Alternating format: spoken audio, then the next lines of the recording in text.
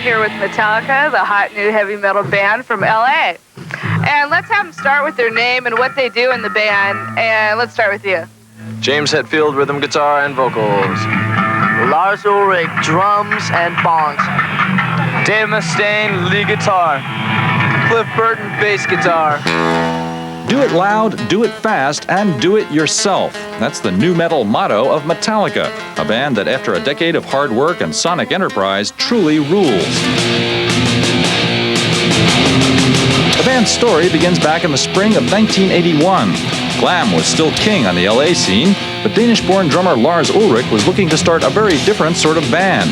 Fortunately, a singer and guitarist named James Hetfield and his friend Hugh Tanner were looking for a drummer. We met up with him in a little room.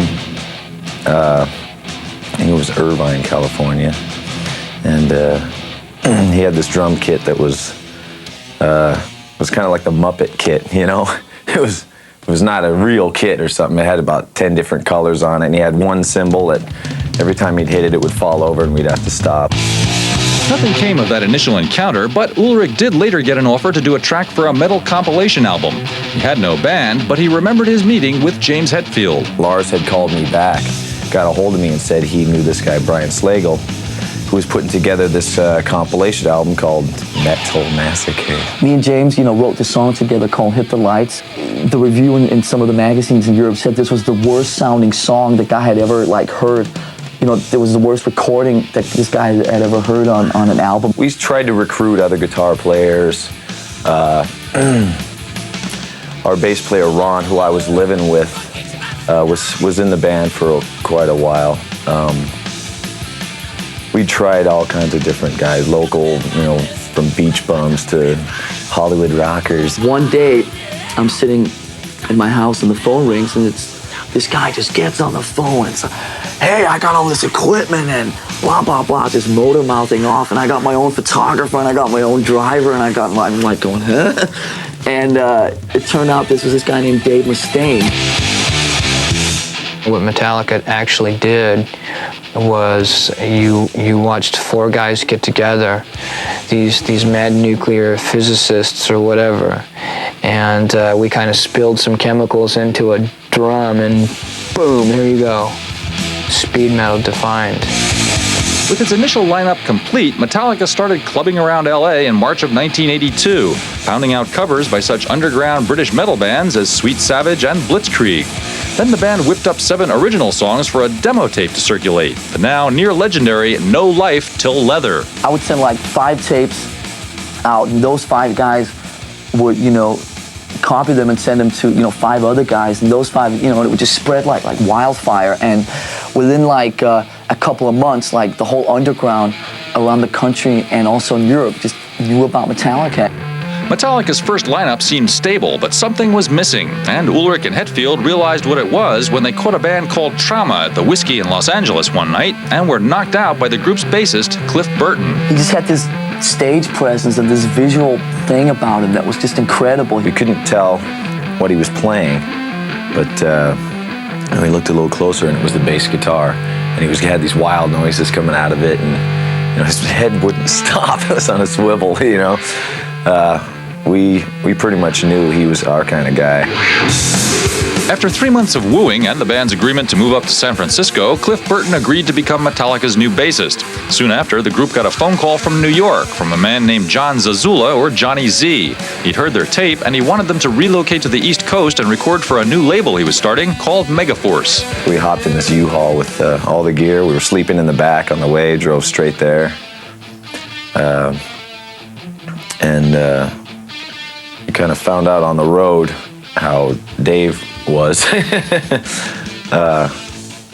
which was he had a few drinks and got a little out of control, towards our friends and us, which was not gonna work. We were, real into the family kind of vibe, and if it wasn't, we didn't need anything screwing it up. So the first thing when we met Johnny Z was, "Hi, we're here. You want to get rid of our guitar player.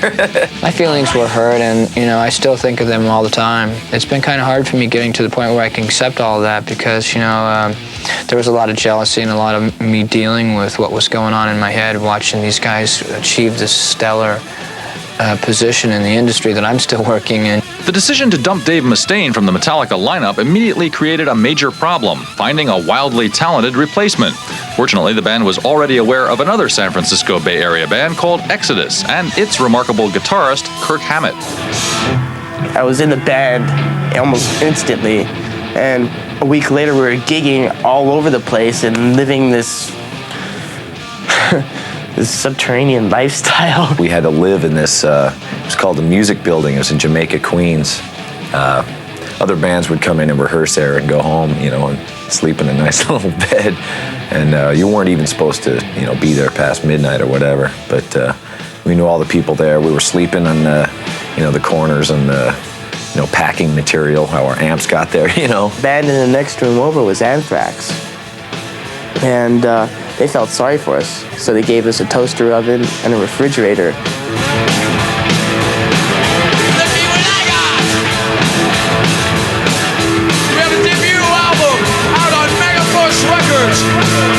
It's called Kill 'Em All.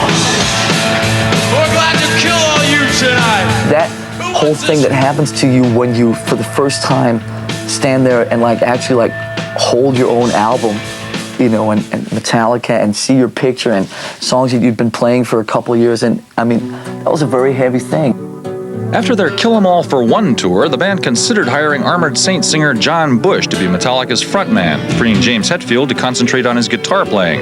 Bush declined, however, and so Metallica pressed on, starting work on the album that would elevate the band to a new creative level, Ride the Lightning. I think it showed all our fans and so on that we were not the kind of band that I think was going to be in the pile of predictable bands, and that hopefully we set the tone for the rest of the 80s.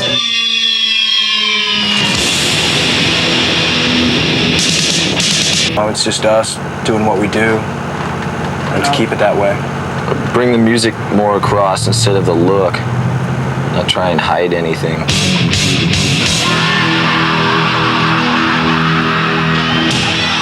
In March of 1985, with virtually no radio airplay, Metallica's Ride the Lightning album peaked at number 100 on the Billboard chart, an astonishing accomplishment given the lack of industry support. Encouraged and more determined than ever, the band parted ways with Johnny Z and his Megaforce label, hired new management, and signed with a major U.S. company, Elektra Records. Metallica spent the second half of the year in Denmark recording a third album called Master of Puppets. At that time, we're just getting out of that mode of, listening to nothing but, the most extreme music there was. Tried to create a little more mood swings into things, incorporate more acoustic work to, make the heavier stuff, heavier, dynamics and things like that we started learning. Harmonies, which Cliff was really good at. He took music theory. He was basically teaching, at least myself, a lot about harmonies and how they intertwine, how they work together. Do you all know Cliff Burton over here? When we heard we got the Aussie tour, it was like, ooh, here we are, this is it. Things are going real well. 55 minutes, all our stage set up. It's real cool. We'd get up and at sound check, we'd be doing, Black Sabbath songs, and God, maybe tomorrow he'll get up and sing with us or something, Things were rolling along. Master of Puppets went top 30 album, and the Kill 'Em All and Ride the Lightning re-entered Billboard charts, and we had all 3 albums on at the same time, and there was a lot of things going on. The Ozzy Osbourne tour was a career peak for Metallica, and when the band decided to take a break from it to play some headlining dates in Europe, the members weren't expecting to suddenly go crashing down to rock bottom. But on September 26, 1986, tragedy struck. I couldn't sleep on the bus in this top bunk. It was too drafty. My throat, was getting screwed up, so I'd always go sleep in the back lounge. We couldn't get it all together. We were arguing with each other and saying, well, I want your bunk, well, I want your bunk, blah, blah, blah. I've never told anyone this, by the way. But our manager said, well, why don't we just draw cards? We said, sure. So we shuffled the cards, said highest card gets first choice of bunks. So, I reach for a card and I pick 2 of hearts. Cliff reaches for a card and he gets ace of spades. James gets a card, Lars gets a card. So Cliff has first choice of bunks. So he says, I want your bunk, Kirk. I go, fine, So he gets my bunk. I end up with a bunk in the front of the bus, which was like not as good. And that night the accident happened, and it was a horrible thing because Cliff was in my former bunk. What happened that night was that the driver supposedly hit a patch of ice and the bus skidded. It shattered the windows and Cliff got thrown out of the bus and the bus landed on top of him. And when it actually happened, I got thrown out of my bunk and knocked unconscious for like 3 or 4 seconds. And when I came to, I heard everyone screaming, but I didn't hear Cliff. And I instantly knew something was wrong because I didn't hear him. And I got out of the top of the bus because there's an emergency hatch at the very top of the bus. And I turned around and there was Cliff. And I just said, oh my God. And I walked away and I was in absolute shock. And I was delirious. I was in shock. I was hysterical. Everyone was screaming and crying. It was too unreal to just deal with. It was like, this doctor came into the room that I was in the hospital and told me that our bass player had died. And it was just too unreal.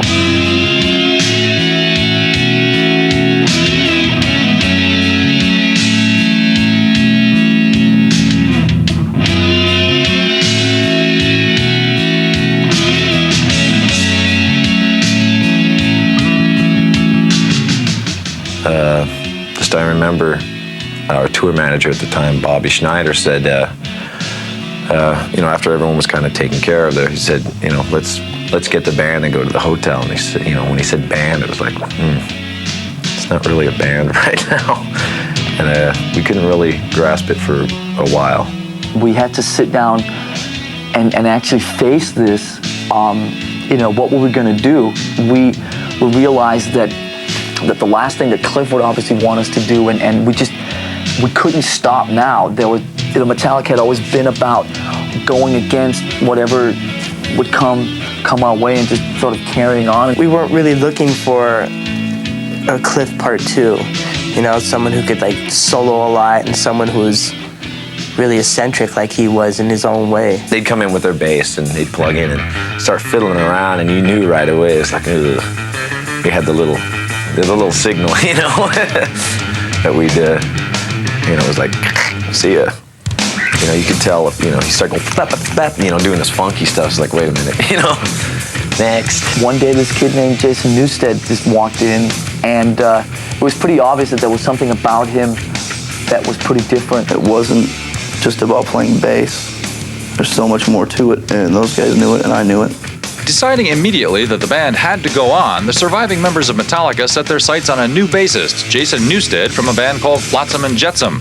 They chose their local hangout, Tommy's Joint, to tell him the good news. I guess that was part of the test, too, is to see if I could kind of hang and have, beers and keep myself together. So me, James, and Kirk kind of ended up meeting in the bathroom up here, and we were standing there relieving ourselves and basically looked at each other and said, is that the guy? And we just kind of all just, nodded and said, yeah, that's him. We came back, sat down around this very table. Lars said, so do you want a job? When I said, yeah, and I just got a little nutty and started screaming a little bit, I just basically looked at him and I said, hey man, want a job? And this is what he did.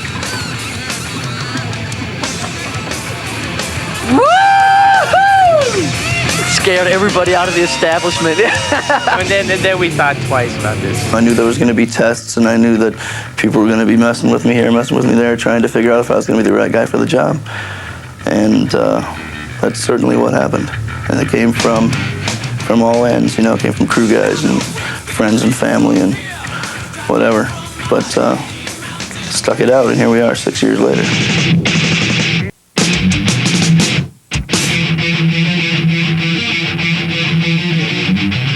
7 days after Jason Newsted officially became Metallica's new bassist, the band embarked on its first tour of Japan.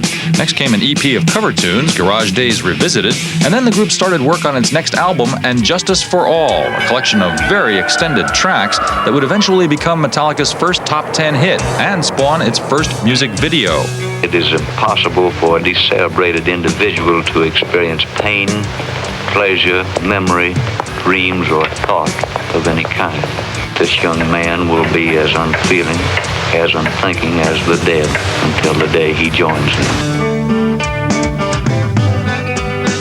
We really realized that you could use the medium of video to do a creative thing just as much as records or anything else. And right then I knew that we definitely entered into the video age just like everybody else had 10 years before us.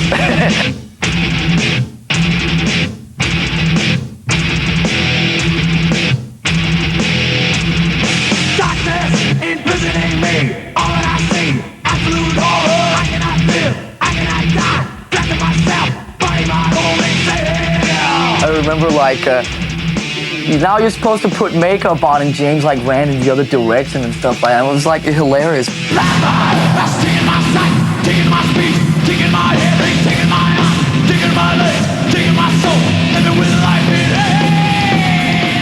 And Justice for All was nominated for a Grammy Award, and Metallica itself became the first metal band to play at the awards show.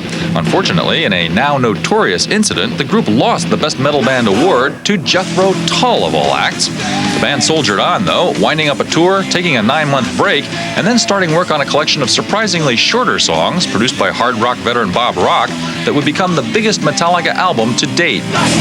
We had taken those 10-minute mini epics and that whole progressive side just about as far as it could go. Concentrated more on just one riff through the whole song, which was just as challenging instead of trying to jam 100 riffs into one song. The first song that we wrote was Enter Sandman, and it was that really set the kind of tone and the chorus for the new album, because it did prove to us that for the first time we could actually write a short song, a simple song. Even the packaging of the album is a bit more simplistic. It's none more black.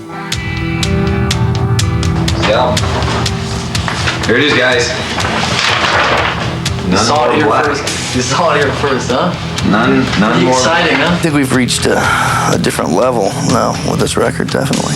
It just shows that Metallica has more to offer than just going fast all the time and 240 beats every song and just blasting your brains out.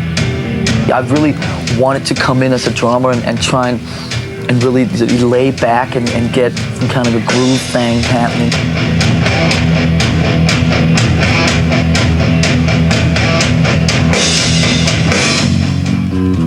It's crazy, I know. The rhythm section of Metallica is crazy because Lars has always played with just the guitar. Never had any bass coming through his monitor or anything. So on this album, we figured out that the drums and the bass need to play together. Boom, boom, chick, boom, boom, boom, chick, to lay down a cool foundation for a song. I'm not trying to play 10,000 notes crammed into 4 bars or anything like that. I'm trying to get a bit bluesier. Singing wise, had to sing on this one instead of just yelling in key. Something's wrong, something like heavy thoughts tonight, and the honors the way. Dreams of war, dreams of lies, dreams of dragons fire, and of things that will fade. Metallica unveiled its unusual new album at a special listening party for fans at New York's Madison Square Garden. The record went straight to #1 in this country and topped the charts in 14 others as well. It also got the band invited back to the annual Grammy Awards show, and this time they didn't go home empty-handed. I want to thank all the radio stations and MTV, without whom all this was possible anyway. Whoa! Just kidding, guys, just kidding. People are opening their eyes. They were afraid, I think, before, and now they have to deal with it no matter what. We're basically a live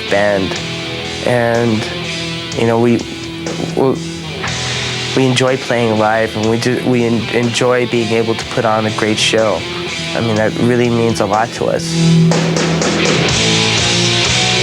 See, this pretty much says it all. Heaven and hell. Up there, you go to become a rock god.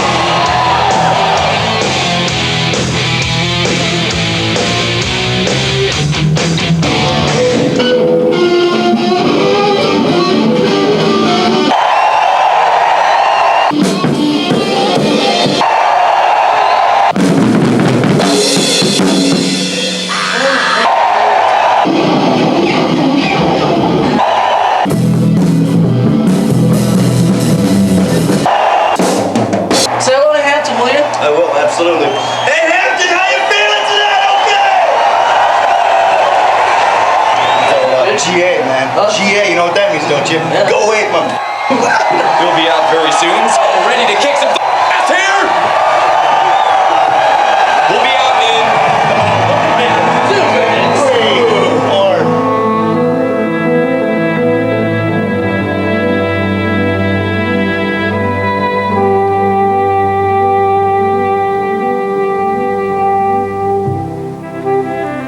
Once the lights go down and the intro music starts, there's no kind of really reality.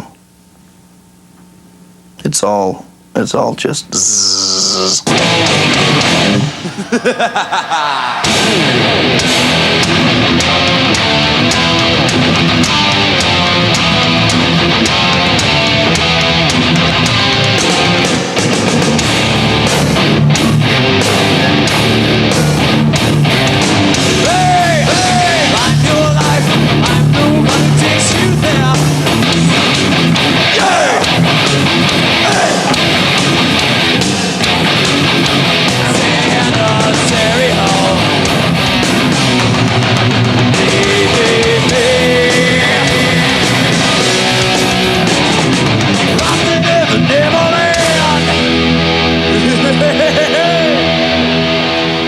The fans know the integrity is there. They've put us where we are, you know, whether we like it or not.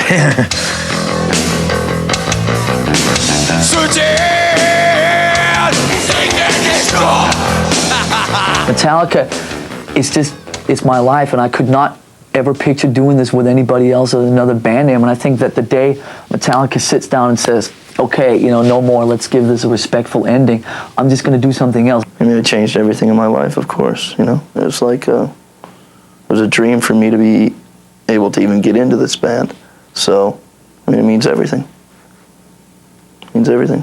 It means a lot to me to know that I haven't sold my soul to do it either. You know, I've stuck to what I've believed in, as well as, you know, the other 3 guys, and we've done it in a very honest way. There's no doubt that we've grown up as a family in the band and learned a lot of things from each other and together. And there's no way I would change it for anything. So close, no matter how far. Couldn't be much more from the heart. Forever trusting. A Christmas Carol, A Wonderful Life, Miracle on 34th Street, mere attempts at holiday entertainment. Brace yourself for a Beavis and Butthead Christmas special next. Never opened myself this way. Did we start something new? Have somebody else answer that, but maybe we really did.